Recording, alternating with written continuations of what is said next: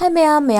na hangbirakpa aduga sembiro na haibirakpa ko Tuhao Karamna Louthokkani ko aina agi Maigi Tuhao Karamna Loutthokki haibado ngasigi video da yengminasi yamna live among da louthoktini ko mayam yengo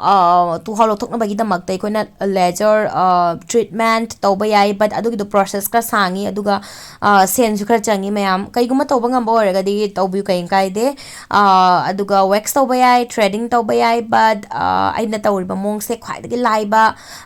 easy ꯁꯨ ꯑꯣꯏꯕ ꯄꯩꯁꯥꯁꯨ ꯌꯥꯝ ꯆꯪꯗꯕ ꯃꯑꯣꯡꯅꯦꯕꯀꯣ ꯑꯗꯨꯗꯤ ꯌꯦꯡꯃꯤꯟꯅꯔꯁꯤ ꯃꯌꯥꯝ ꯈꯪꯖꯤꯟꯒꯗꯕ ꯍꯥꯏꯕꯕꯨ ꯑꯩꯈꯣꯏꯅ ꯁꯦꯞ ꯇꯧꯗ꯭ꯔꯤ ꯃꯃꯥꯡꯗ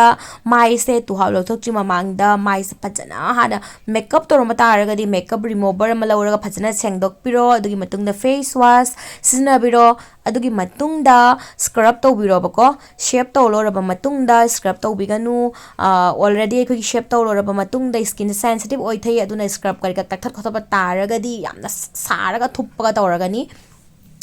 aduna scrub tawgadaba already scrub tawbihawro aduga akangba maida aikoina blade se habdi shape se tawba yadebako aduna mayam aloe vera gel leiba taragadi aloe vera gel taibiro leitaba taragadi fajana moisturizer tawbiro bako aina aduga mayam moisturizer taidoriba moisturizer se ko tairaga absorb pura oidringaida aikoigi shape se tawba hawrowaba habadi mayam yengo moisturizer taibagi maramdi khajitang aikoina blade to tharakpa matamda nandhanabako adu oitaragadi aikoigi skin da kaida takpa khotpa tawragadi skin da solakani tanako aduna kaigumba ananba pot ama taibiyo hobako face oil orasu yai natraga aloe vera gel orasu yai natraga na moisturizer ko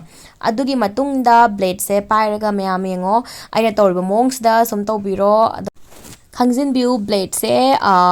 handa na ko mayam yengo video sida sumaina handa na kaino se blade se pubirakani habidi hangat na tawna ikoina Tuhao se ko sigi se lauthoya ba ko ma'am I hope in haise ma'am clear biramgani video sum yengo handa na sumai tawna shape se tawbiyu aduga ma'am khangzin biu uring active uring leiba taragadi uring do mathak tuga shape tawbiganu nattaradi khoigi uring gi mahik to amada loi taisanaraga ohena mu hena mai do uring do ma'am chongdhorakane ba ko adugi matungda mayam yengo mai se shape tawdri mamanga hojika yengo khetnabase shape se mayam tawba matamda khara akhoi khangjingada haiba bu ko akhoi hangan na tawna pubidaba ko blade se aduga mafam ama da hanjin blade se thabidaba ko kaigumba do maina hanjin mafam da thaba taragadi skin se sarakani thuplakani sensitive yam oirakani ba ko mayam aduna hojik shape tawloraba matungda mai se phajana amuka hana Tokpirani face wash natraga cleanser ama lauraga adu mayam sinariva blade se ko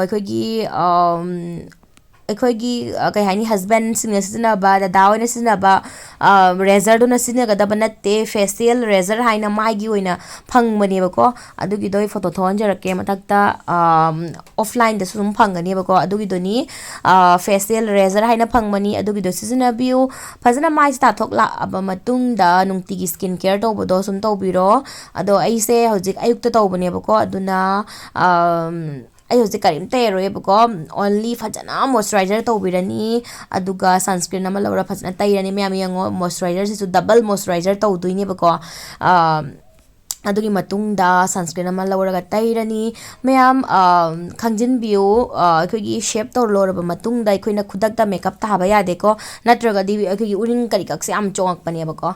I hope mayam ngase gi video se mayam da kana ramgani hana khanje kana biba taragadi like share and subscribe to baka biganu kharani ko ai se video hapanga mudre maram de handak se Brindaban da chatlu yebako ada hojga I la e video se ko chatru mamang daina damja hobani but khara ka to bade koi ba chatlu bani na mayam editing to bhot padoina ngamdre bako aduna sum hojik sum yumda halaga sum aina video se hapcharak pani mayam I hope ngasi videos mayam da kana biramgane khanje mathangda muka kana ba video mayam samjarake ko ngasi di matang asta videos la sanjarage bye bye